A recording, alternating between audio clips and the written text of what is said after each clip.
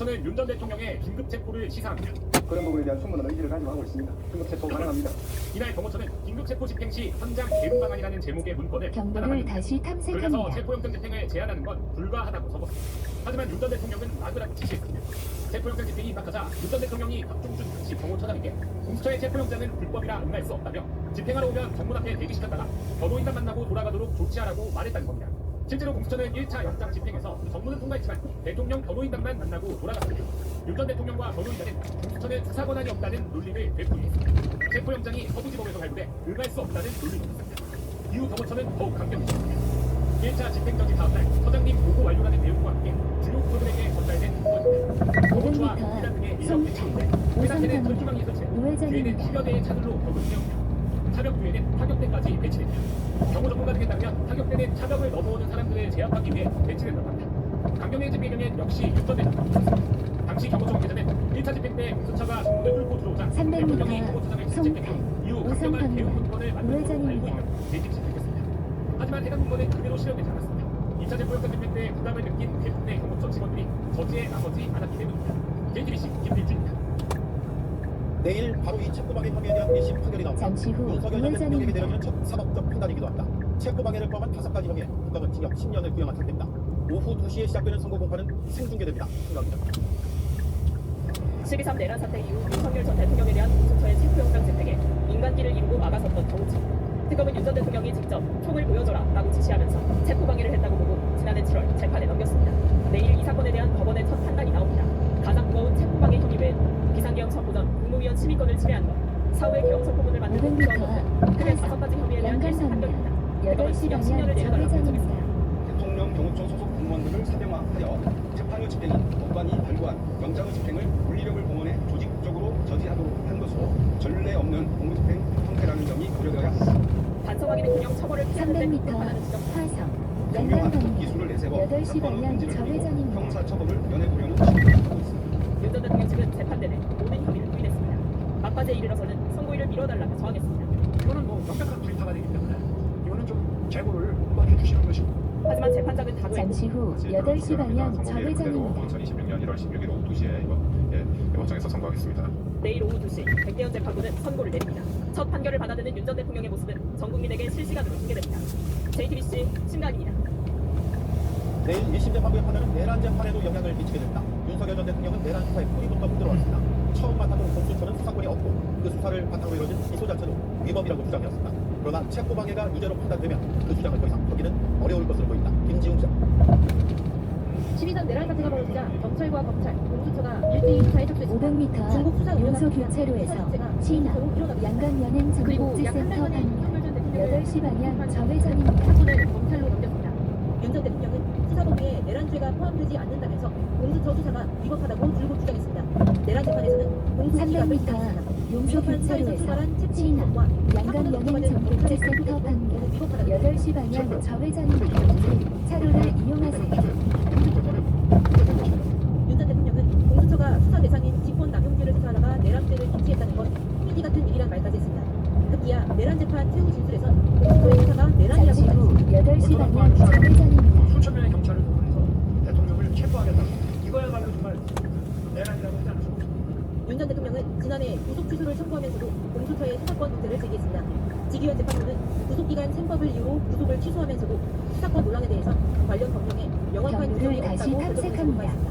마침내 내일 있을 체포 방해 재판에서 위법 수사 논란에 대한 재판부의 판단이 나오됩니다. 체포 방해가 유죄로 판단될 경우 내란 수사가 위법하다는 윤 전 대통령의 까지 주장은 직진입니다. 타격을 줄 것으로 보입니다. JTBC 김지입니다. 내일 선거에서 개헌전 열린 2분짜리 국무회의의 적극성 여부도 판단됩니다. 국무회의에 흠결이 있었다고 보도된다면 가장 먼저 흔들리는 건 윤석열 전 대통령의 주장입니다. 국무회의를 거친 적법한 개헌이었다고 말해왔기 때문입니다. 다음 내란 재판 선고에도 결정적인 영향을 줄 것으로 보입니다. 조혜영 기자. 2024년 12월 3일 밤 윤석열 전 대통령은 11명의 국무위원이 모인 지 2분 만에 나가 계엄에 선포했습니다. 특검은 이때 회의에 들어오지도 못한 9명의 국무위원들이 거선을 침해당했다며 윤 전 대통령에게 직권남용 혐의를 제공했습니다. 일부 국무위원들만 소집함으로써 국무회의에 참석하지 못한 산업통상부 장관 등 9명의 국무위원의 실기권을 침해한 것입니다. 특검은 윤 전 대통령이 계엄에 대해 심의할 생각도 없이 의사 정족수를 채우는 데만 집중했다고 했습니다. 실제 김용현 전 장관이 정족수를 채우기 위해 분주하게 움직이는 모습도 공개됐습니다. 하지만 윤 전 대통령은 자신의 의지로 열린 적법한 국무회의였다고 주장하고 있습니다. 필수 기본 멤버는 대통령이 이미 정해놨고 그 과정들을 그에 필요한 어떤 그 실질 심리가 이루어지게 하기 위한 이런 점들이 갖춰졌다는 것을 정부 부르지 않은 건 공안을 지키기 위해서였을 뿐 문제가 없다고 흡변했는데 내란 재판에서도 같은 말을 반복해왔습니다. 국무회의는 주례 국무회의처럼 하게 되면 어차피 알려지게 되고 알려지면 혼란이 하게 되면 또 병력 투입을 더 해야 될 수가 있기 때문에 절차 문제가 없는 정당한 개혁이었고 내란이 아니라는 걸 주장하기 위해서입니다. 600m 하지만 내일 앞에 법원이 시속 국무회의에 필요를 인정한다면 4km 이러한 신호 논의 과속 없이 단속 표결될 것으로 보였습니다. 구간입니다. JTBC 조사입니다. 정광훈 씨가 구속된 직후 구속 적부심을 신청했습니다. 그 심사 가운데 열렸는데 전 씨는 취재진에 더 이상 할 말 없다고 했습니다. 법원의 판단은 신속하게 나왔습니다. 적부심 기각, 다시 말해 구속 유지입니다. 강나영 기자. 이틀간 구속돼 있던 전광훈 씨, 불편한 듯 경찰 호송차 좌석을 느릿느릿 움직여 겨우 일어납니다. 부축을 받으며 내려 계단을 천천히 오르더니 취재진 앞에 성찰을 300m 줬습니다. 앞에 시속 30km 신호 과속 단속 구간입니다. 경찰 조사를 받을 땐 많은 말을 했지만 오늘은 그러지 못했습니다.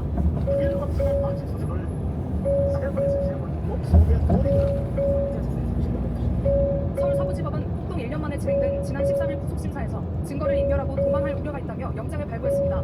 그러자 전 씨는 어제 구속 적부심을 냈습니다. 서부지법은 오늘 오전 10시 신문을 시작해 오후 1시에 끝냈고 4시에 구속 적부심 기각을 공지했습니다. 점심시간을 고려하면 매우 빠른 결정이었습니다. 전 씨는 국민 저항권을 내세워 서부지법 폭동을 부추긴 혐의를 받는데 혐의를 부인하고 있습니다.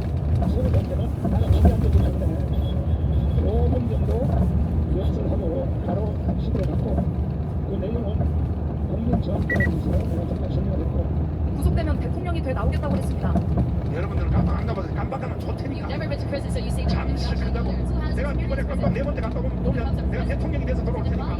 사랑제일교회 측은 깊은 유감을 표한다며 끝까지 무죄를 입증해 나가겠다고 했습니다. 구속된 전 씨는 병보석을 신청할 걸로 알려졌습니다. JTBC 강나인입니다. 민주당에는 2차 종합특검 법안이 본회의에 승인됐습니다. 국민의힘과 개혁신당은 선거용 내란몰이라며 24시간 필리버스터에 들어갔습니다. 민주당은 강제 종료되는 내일 오후 4시 전후 표결에 들어갈 수 있다고 판단하고 있습니다. 정례입니다. 사형이 구형되는 그 순간 그의 태도를 봤을 때 반성과 성찰의 기미는 보이지 않습니다. 왜 그럴까? 내란에 대한 공호 세력이 아직도 있고 민주당은 내란의 티끌까지 청산하기 위해 2차 종합특검을 출범시켜야 한다고 목소리를 높였습니다. 완전히 산세를 청산하지 않으면 이후에 제2의 제3의 윤석열이 나타나서 우리 나라, 우리 국가를, 우리 국민들을 얼마나 고통 줄지 뻔한 거 아닙니까? 국민의힘은 선거용 내란몰이라고 반대하며 필요한 건 통일부 정치자금 수수 의혹과 민주당 공천운동 의혹 특검이라고 주장하는 상황. 통일교 특검법을 어떻게 할 거냐 이 문제인데 민주당에서 신청지를 해야 된다라고 물타기를 했습니다. 여야 협상은 무산됐고 2차 종합특검법만 본회의에 올랐습니다. 장동혁 국민의힘 대표는 규탄대회 후 단식에 들어갔습니다. 국민의힘과 공조하고 있는 개혁신당의 천하람 원내대표는 필리버스터에 나섰습니다. 지금 우리에게 필요한 것은 재판 1km 12시 방향 출구입니다. 참지 않은 2차 종합특검이 아니라 현재 살아있는 권력의 부패를 고려내는 통일교 특검과 공공천 특검입니다. 하지만 필리버스터는 시작 24시간 뒤인 내일 오후 4시 전후 강제 종료되고 2차 종합특검법 표결이 이루어질 전망입니다. JTBC 정인합니다. 네, 이처럼 장동혁 국민의힘 대표가 단식에 돌입하려 내세운 이유는 특검입니다. 그런데 다른 해석도 나옵니다. 한동훈 전 대표 제명 문제로 궁지에 물리자 위기를 벗어나려고 단식을 한 것이 아니냐는 건데 일단 장 대표는 제명 문제에서는 한 발 물러섰습니다. 유한 빨간 목도리를 메고 입을 굽히다 든 장동혁 국민의힘 대표가 국회 본회의장 앞에 자리를 펴고 앉았습니다. 2차 종합특검법 상정에 항의하는 규탄대회에서 단식을 선언한 겁니다. 민주당의 부도함이 저희 단식을 통해서 국민들께 500m 앞 12시 방향 출구입니다. 전달되기를 바라겠습니다. 장 대표의 이런 설명에도 한동훈 전 대표 제명 시도가 수세에 몰리자 돌파구로 단식을 선택한 것 아니냐는 해석도 나옵니다. 어제 새벽 윤리위의 기습 발표 이후 전방위적 압박을 받아온 장 대표. 전날에 이어 오늘 아침부터 휴대선 소장파 의원들의 항의성 방문에 나섰습니다. 장 대표는 300m 제명한 건소리를 12시 피우겠다고 방향 한발 출구입니다. 물러섰지만 제대로 된 소명 기회를 부여받아서 이 절차가 마무리될 수 있도록 제12 기간까지는 윤리 결정에 대해서 최고의 결정을 하지 않겠습니다. 이어 열린 의원 총회는 장 대표에 대한 승포장이었습니다. 너희 중에 죄 없는 자가 먼저 돌로 치라는 예수님의 말씀이십니다. 제명과 단죄로 돌아가는 것, 이것은 정치가 아니고 리더십이야. 잠시 후 단탄 12시 방향 여러 의원이 출구입니다. 제명은 과하다, 덧셈을 정치를 해야 한다고 목소리를 높였습니다. 재심 보장을 이야기할 게 아니라 전현혜 같은 지도부가 정치적으로 풀어야 한다는 발언도 있었던 것으로 전해집니다. 그러지 않으면 장동혁 체제가 무너질 수도 있다는 경고도 나오고 있습니다. JTBC 유한입니다. 얼마 전 국민의힘에 입당한 유튜버 고성훈 씨는 500m 한동훈 전 대표 사창 다음에 제명돼야 할 교차로에서 대상자를 바라나이 씨, 우세 탈탈, 시작합니다. 소환 최근 오 시장과 국민의힘 전 원로가 회장입니다. 당내 갈등을 비교하는 대화를 나눴다는 소식입니다. 여기에 당 원로를 향한 박민영 미디어 대변인의 막말 논란까지 번졌습니다. 300m 앞 사창 교차로에서 바라나이 씨, 탈탈, 소환 방문 전 회장입니다. 평균 연령 91세, 이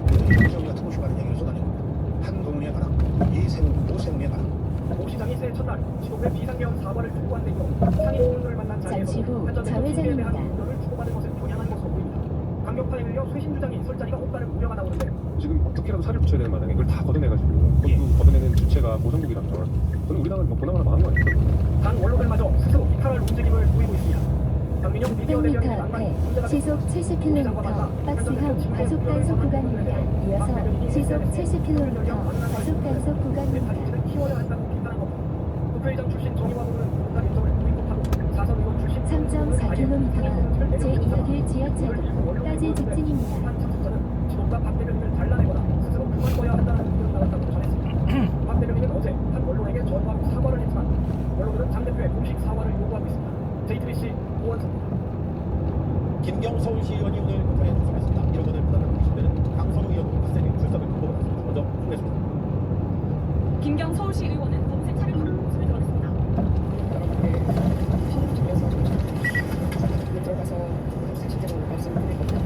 일요일 기습귀국회 새벽 조사를 받은 지 나흘 만입니다. 오늘 업무용 노트북과 태블릿도 이미 제출했습니다. 김 시 의원은 자수서를 통해 2022년 한 카페에서 강선우 의원과 보좌관을 만났고 보좌관이 자리를 비운 사이 강 의원에게 직접 돈을 전달했다고 주장한 것으로 전해졌습니다. 반면 강 의원은 자신의 페이스북에 어떠한 돈도 받은 적이 없다며 누차에 걸쳐 반환 지시했고 반환되었음을 확인했다고 했습니다. 말이 다른 두 사람의 대질 조사 가능성이 나오는 가운데 경찰은 강 의원에게 오는 20일 출석하라고 통보했습니다. 김병기 의원 각종 의혹을 제보한 당사자로 알려진 전직 보좌관도 이틀 연속 참고인 조사를 받았습니다. 우리들 사건은 성공이나 직원남용, 강용 이런 문제가 아니라 김병기가 뇌물을 받은 사람인 거고. 김 의원 부인 이모 씨의 법인카드 사적 유용 수사를 무마했다는 의혹을 받는 방모전 공작서 진행자 등 피의자로 출석했습니다. JTBC 송혜수입니다. 김경시 의원은 검찰에 나온 뒤 서울 서초구의 한 아파트에서 출발했습니다. 이 아파트의 소유자는 김시 의원이고 지난 일요일 귀국 뒤에도 이 아파트로 갔습니다. 그런데 경찰은 정작 이곳은 압수수색하지 않았습니다. 지역구인 강서구 아파트만 수색했습니다. 조유리 기자입니다. 지난 11일 경찰은 김경시 의원이 귀국하자마자 김시 의원의 주거지를 압수수색했습니다. 지역구이자 주민등록상 주소지인 서울 강서구의 아파트였습니다. 다음날 새벽 경찰 조사를 받고 나온 김시 의원은 검은 SUV를 타고 서울경찰청 과격수사단을 떠났고 어떤 연락 받은 거 있으신가요? 바로 다음날 이 차량이 발견된 곳은 강서구 아파트가 아닌 서울 서초구의 한 아파트 주차장이었습니다. 재산 공개 내역상 김시 의원이 소유한 곳입니다. 그리고 오늘 오전 김시 의원은 같은 서초구 아파트에서 이 차량을 타고 서울경찰청 과격수사단을 출발했습니다. 지하철도 진입입니다. 수의 서울시 의원들도 JTBC에 김경시 의원이 서초구에서 출퇴근한 걸로 안다고 했습니다. 김시 의원이 지난해 지역구인 서울 강서구가 아닌 서초구에서 업무 추진비를 써온 게 논란이 됐던 적이 있습니다. 그런데 경찰은 이 서초구 아파트는 압수수색하지 않았습니다. 강서구 아파트 주민은 김시 의원이 수개월 전 이사를 갔다고 말합니다. 500m 제 이야기 김시 의원 재산 지하철도 공개 내역을 보면 진입입니다. 서울 서초구 아파트와 함께 조포구 평창동 저택을 소유하고 있습니다. 경찰은 이곳도 압수수색하지 않았습니다. 경찰 수사팀은 수사 결과 300m 김시 제 의원의 주거 이야기 거주지는 강서구 지하철도 아파트라서 진입입니다. 서울 서초구 아파트도 김시 의원과 관련된 주소지란 걸 수사 초기부터 파악했고 필요시 강제 수사할 것이라고 했습니다. JTBC 조율입니다. 잠시 후 제 오늘 이야기 포스트가 열흘 연속 지하철도 진입입니다. 진입입니다. 거래를 받았습니다. 포스트는 연일 20달을 가락지고 있지만 시선된 환율은 여전히 부담입니다. 미국 재무장관까지 나서서 한국 경제를 믿는다고 거들었지만 바람도 잠시 다시 1,470원대를 뽑았습니다. 이렇게 환율이 떨어질만 하면 달러를 사는 수요가 강해지는 시장 상황을 전다빈 기자가 취재했습니다. 서울 명동 환전소 거리에선 요즘 달러 구하기가 쉽지 않습니다. 1km 앞 지하철도 옆길입니다. 이어서 310m 우회전입니다. 인터넷 커뮤니티에서도 달러 사재기를 하고 있다는 인증글들이 쏟아지고 있습니다. 지난해 11월 1,420원대였던 환율은 12월 말 1,480원대까지 상승했다가 정부의 강력한 대응에 1,420원대로 하락했었습니다. 하지만 약 3주 만에 원달러 환율이 다시 1,470원 선을 돌파하며 약발이 다 있다는 평가가 나오고 지하철도 옆길입니다. 이어서 310m 앞 우회전입니다. 한국의 탄탄한 환율과 맞지 않는다고 지적하기도 했습니다. 300m 앞 지하철도 옆길입니다. 이어서 310m 앞 우회전입니다. 차로를 이용하세요. 1m 앞에 사고가 난 구간입니다. 잠시 후 지하철도 옆길입니다. 이어서 310m 앞 우회전입니다. 나머지 사업들 일본들은 계속해서 우리만 얘기는 300m 앞 다른 방면 우회전입니다. 이어서 150m 앞 좌회전입니다. 3. 차로를 이용하세요. 개인정보 유출 사고와 관련한 자체 조사 결과를 잠시 후 우회전입니다. 이어서 150m 앞 좌회전입니다. 개인정보 보호위원회가 삭제를 요구했지만 폭파는 여전히 버티고 있습니다. 박준우 기자입니다. 국방 홈페이지 첫 화면입니다. 제일 상단에 구매 이용권을 드린다는 안내가 있습니다. 클릭해 잠시 후 보면 개인정보 유출 사고에 관한 좌회전입니다. 추가 안내 게시물도 올라와 있습니다. 지난달 기습적으로 발표했던 자체 조사 결과에 대한 공지를 그대로 유지하고 있는 겁니다. 개인정보보호위원회는 어제 해당 공지를 즉각 내리라고 듣고 있습니다. 공식 조사로 확인되지 않은 만큼 국민에게 혼란을 줄 수 있고 정부의 조사 진행을 방해할 우려가 있다는 판단 때문입니다. 다만 쿠팡은 개보위로부터 정식 의결서를 받지 못했다며 아직 공지를 내리지 않고 있습니다. 그간 쿠팡은 정부가 시켜서 한 조사라는 입장을 공개해왔습니다. 300m 우회전입니다. 정부는 미국 공화당 의원들을 중심으로 세우는 쿠팡 차별로 진화해 왔습니다. 또한 통상교섭본부장은 미 의회 관계자들을 만나 미국 플랫폼 기업을 잠시 규제하려는 후 시도라는 관련물만 해소해 이어서 북한에서의 그 260m 대규모 그런 우회전입니다. 정보 유출 그리고 그 이후에 어떤 대처에 있어서 미흡한 부분 그 부분이 저는 이제 문제의 핵심이라고 보고 있고 통상이나 뭐 외교 이슈랑은 철저하게 분리해서 대응하는 게 필요하다. 자체 조사 발표와 구매 이용권 증정 등에도 불구하고 탈팡 행렬은 이어지고 있습니다. 유출 사태 이후 일평균 쿠팡 카드 결제액은 유출 사태 이전보다 7%가량 줄었고 쿠팡 플레이의 OTT 점유율도 22.7% 감소한 것으로 나타났습니다. JTBC 박준입니다. 윤석열 정부의 강제동원 피해자 제3자 변제안은 여러 당사자들이 거부하면서 반발에 부딪혔습니다. 그중 한 명인 이춘식 할아버지가 투병 중인데 정부가 자녀에게 이면 확인서까지 받아 의사와 무관하게 받게 했다는 의혹을 어제 보도해드렸습니다. 새로운 내용이 더 드러났습니다. 강제동원 피해자를 지원하는 재단이 위조 인감을 만들어 잠시 후 배상금 관련 서류에 우회전입니다. 찍었던 게 드러나 감사를 받고 있습니다. 피해자들의 개인정보 제공 동의서에는 막도장이 활용된 것으로 확인됐습니다. 재단의 이사장은 알고도 묵인했습니다. 김한수 기자의 단독 보도. 윤석열 정부는 2023년 3월 행안부 산하 일제 강제동원 피해자 지원재단이 우리 기업 돈을 걷어 피해자들에게 배상금을 대신 주는 제3자 변제안을 내놨습니다. 15명 가운데 이춘식 할아버지 등 4명이 수령을 거부했습니다. 그러자 재단은 돈을 법원에 맡기는 공탁 과정을 밟았는데 이 과정에서 위조인감이 사용된 정황이 드러나 정부가 감사에 나섰습니다. 감사 결과 위조인감은 모두 4개 있었던 것으로 확인됐습니다. 공탁 신청서 등에 총 58번이나 사용된 겁니다. 신규선 재단 이사장은 이걸 알면서도 눈 감았고 공탁이 제대로 되지 않을 것만 걱정했습니다. 실패들의 걱정되는 거는 나중에 그 인간의 효력이 없어가지고 그 소리 낸 것 자체가 무효가 만큼 담당 직원 탓으로 돌리기도 했습니다. 앞으로는 저장 관리 같은 데 있어서 철저하게 모셔서 왜냐면 저자 책임을 진단시에 있다. 재단은 피해자들의 개인정보 동의서에도 막도장을 사용한 것으로 드러났습니다. 연락이 안 되는 피해자 7명 명의의 도장을 파 도장으로 날인한 겁니다. 문제가 제기되자 재단은 지난해 5월 위조인감 4개를 모두 폐기했습니다. 정부가 정부의 길을 포기한 것이고 소위 가담한 300m 우회전입니다. 이어서 170m 우회전입니다. 형법에 따르면 타인의 인장 서명 등을 위조하거나 부정 사용할 경우 징역 3년에 처할 수 있습니다. 행안부는 외교부 감사 결과까지 반영해 최종 처분을 요구할 계획입니다. JTBC 김한수입니다.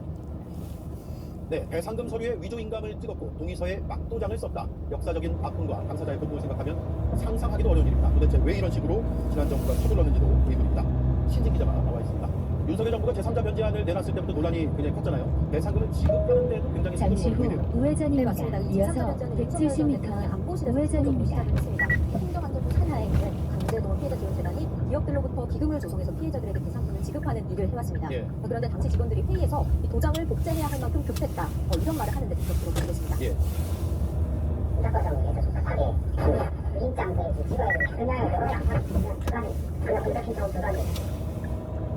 예, 아무리 급해도 공무원들이 왜 이렇게 절차를 지키지 않았는지 의아할 수밖에 없을 것 같아요. 네, 이번에 입수한 행안부 중간보고서에서는 행안부가 재단을 감독하지만 실질적으로 외교부의 지휘를 받았다는 대목이 잠시 후 우회전입니다. 이어서 10m 목적지가 있습니다. 2013년 6월 말 7월 중순입니다. 그즈음 한일 정상회담이 있었고요. 그리고 8월에는 한미일 정상회의도 있었습니다. 시간상으로 볼 때 한일 정상을 만날 때를 안내를 계기로 해서 종료합니다. 가시적인 성과를 만들어내려고 무리하게 서둘렀던 게 아니냐 그런 의혹이 나옵니다. 예. 내부 회의 발언을 듣게 들어보겠습니다. 네.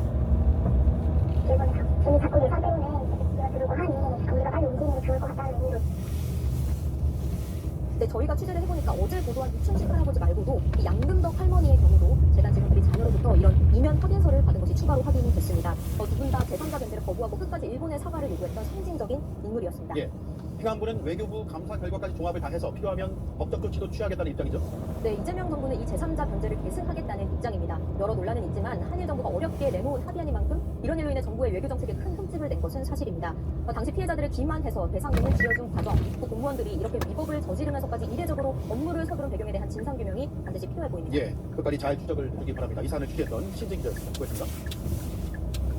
정부의 중수청과 공수청 설치 법안에 대해 대통령이 수기를 주문한 뒤 민주당은 공청회를 열겠다고 했습니다. 정청래 대표는 법안 수정이 가능하다고 했습니다. 당내에선 수사 공백을 우려한다는 신중론도 공개적으로 나왔습니다. 유정원. 민주당은 정부의 중수청, 공소청 법안에 대한 공청회를 열겠다고 밝혔습니다. 1월 20일 날 모든 국민들이 지켜보는 가운데 검찰개혁 법안 국민 토론 과정을 거치게 될 것이고 정부에서 예고한 법안은 확정된 법안이 아니라 초안이다. 전문가를 초청한 정책 토론회 형식인데 법안 수정이 가능하다고 재차 강조했습니다. 지지층의 반발 여론을 의식한 걸로 보입니다. 민주당 의원 총회엔 검찰개혁 추진 단장을 맡은 윤창열 국무조정실장이 직접 참석해 설명에 나섰습니다. 수사 사법관이 상위 직급을 차지하고 지휘 종속 관계 있는 건 전혀 아니다. 전문성 있는 그 수사 인력, 검사나 수사관들이 중대 범죄를 수사하는 쪽으로 많이 이전을 유도할 좀 필요성도 있다. 일부 의원들은 검찰 관점에서 접근했다거나 검찰의 반성이 전혀 없다며 이번 개혁안은 후퇴라고 지적했습니다. 반면 율사 출신 의원 가운데선 검찰개혁에 신중해야 한다는 공개 발언도 나왔습니다. 특정 집단을 배제하는 것으로는 이 복잡한 방정식을 풀 수 없고 억울한 형사 피해자 권리 보장에 초점을 둬야 한다고 했고 한 해 68만 5천 건의 사건 처리 공백을 어떻게 할 거냐며 보안 수사권 폐지를 우려하는 목소리도 있었습니다. 앞서 검찰개혁 자문위에선